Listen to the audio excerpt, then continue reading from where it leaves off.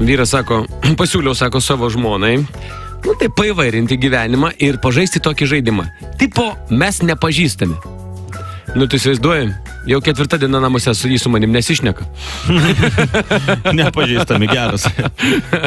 Vasaros metu, kad šiek tiek atvėstume, tai anekdotas atkeliavęs iš Kalėdų, dar iš naujų metų laikų. Snieguolė, kodėl jūs vaikštote nuoga krūtinę? Mano Kalėdų senis kažkur pametė barzdą. Nu tai kas? Nu tai kad nieks nepastebėtų, nu. Čia kai reikės Kalėdoms kažkada. Sako, aš tave taip myliu, kad susirašinėdamas su tavim paaukojau net 80% iPhone baterijos.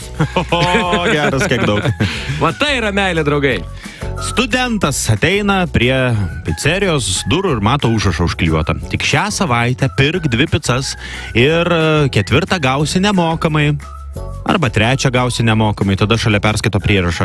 PS pasiūlymas negalioja nuo antradienio iki sekmadienio, nu, pirmadieniais mes nedirbame.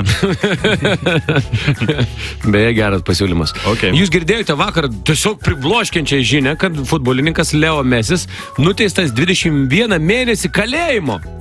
Pasiūlymas. Leo Messi siūst ne į kalėjimą, o 21 mėnesį, kaip bausmę praleisti Lietuvos nacionalinėje futbolo rinktinėje. Čia geras. Bet čia toks, tai žinau. Sako, baimės akis didelis.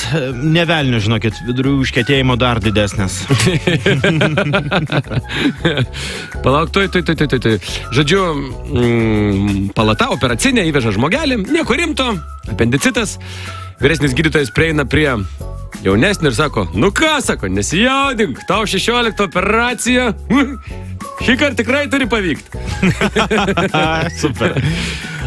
Žmona vyrui, jei ne mano pinigai, tai nieko čia nebūtų, nei iš to namo, nei automobilio, nei baldų, nieko. Jei ne tavo pinigai, tai ir manęs čia nebūtų. Dar viena žinutė. Gauna žinutė, reiškia, mama iš dukros.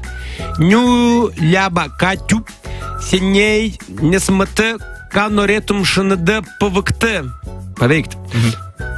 Atrašo mama. Labiausiai dabar norėčiau tau stipriai vožti per galvą su lietuvių kalbos žodynu. Super. Na ir paskutinė, aš dar turiu trumpą.